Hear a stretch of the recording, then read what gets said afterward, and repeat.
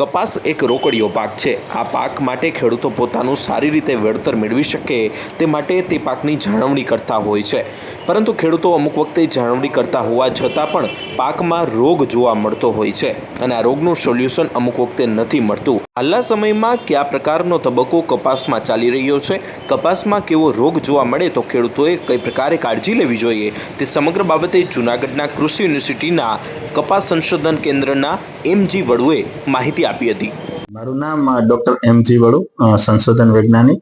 કપાસ સંશોધન કેન્દ્ર, જૂનાગઢ કૃષિ યુનિવર્સિટી જૂનાગઢ ખાતે ફરજ બજાવું છું। ખેડૂત મિત્રો, આપણે જાણીએ છીએ કે કપાસ એ આપણા એક સૌરાષ્ટ્ર અને ગુજરાતના ખેડૂતો માટે એક જીવાદોરી સમાન એક પાક છે અને એમની ખૂબ જ અગત્યતા આપણા ચોમાસુ પાક માટે છે, કારણ કે એક રોકડીયો પાક છે અને ખેડૂત એના ઉપર જ આખું પોતાનું એક પરિવારનો નિર્વાહ એક મુખ્ય પાક તરીકે આપણે ચોમાસામાં આવતો હોય છે। તો એની કેવી રીતે અસરકારક રીતે એમાં આવતા જીવાતો અને એમાં ખાસ કરીને ઈયળો જે આવતી હોય છે, તો એને આપણે કેવી રીતે અસરકારક નિયંત્રણ કરી શકીએ એના માટેની જો વાત કરીએ તો પહેલા નોન બીટી કપાસ હતો। નોન બીટી કપાસની અંદર જે મુખ્ય પ્રોબ્લેમ હતો તો એમાં ખાસ કરીને ઈયળોનો પ્રોબ્લેમ હતો, લીલી ઈયળ, ગુલાબી ઈયળ, લશ્કરી ઈયળ અને કાબરી ઈયળ। પરંતુ જ્યારથી 2002 થી બોલગાટ 1 કપાસ અને 2006 થી બોલગાટ 2 કપાસ આવતા એમાં જે ઈયળનો જે પ્રોબ્લેમ હતો, જે કંટ્રોલ કરવાનો હતો, એ આપણને કંટ્રોલ મળ્યો છે। પણ લાંબા સમય સુધી સતત વાવેતર એક જ પાકનું થતા 2013-14 પછી ગુલાબી ઈયળનો જે ઉપદ્રવ છે એ વધ્યો અને એની અંદર ખાસ કરીને એમાં પ્રતિકારક શક્તિ વધી। તો હાલના તબક્કે જે જીંડવા ફૂલ અને જીંડવા આવવાની અવસ્થા છે ત્યારે ગુલાબી ઈયળનો પ્રકોપ આવતો હોય છે અને આવનારા સમયમાં એનો વધવાની પણ શક્યતા હોય છે। તો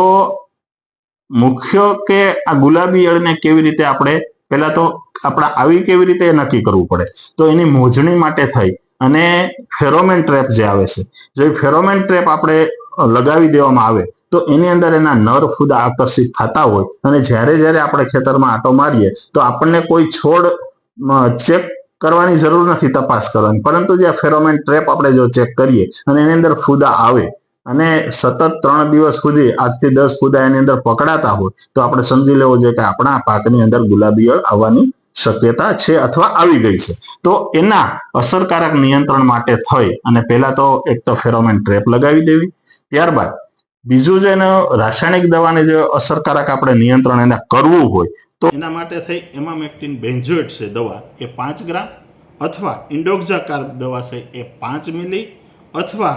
પ્રોફેનોફોસ એ 30 મિલી અથવા સ્પિનોસેડ, આ કોઈ પણ 4 માંથી કોઈ પણ એક દવાને 10 લીટર પાણીની અંદર નાખી અને જો છંટકાવ કરવામાં આવે તો તેમનું રાસાયણિક રીતે અસરકારક નિયંત્રણ થાય છે। અને આ ઉપરાંત કેમિકલ દવાઓ ઉપરાંત પણ જે એના બંધ પાખડીવાળા જે ફૂલ આવે છે એ આપણને ડેમેજ કરેલા દેખાય તો પણ એને આપણે તોડી અને નાશ કરી શકીએ। તો આ રીતે સંકલિત આખું ગુલાબી ઈયળનું જો નિયંત્રણ સમયસર કરવામાં આવે તો એક સારામાં સારો ખેડૂત ભાઈઓને આ ગુલાબી ઈયળના કંટ્રોલ કરવા માટેનો એક આખો પ્રોજેક્ટ બની શકે અને ફાયદારૂપ થઈ શકે, જેથી કરી અને ઉત્પાદનની અંદર આપણને જે લોસ જાય છે એને આપણે ટાળી શકીએ છીએ।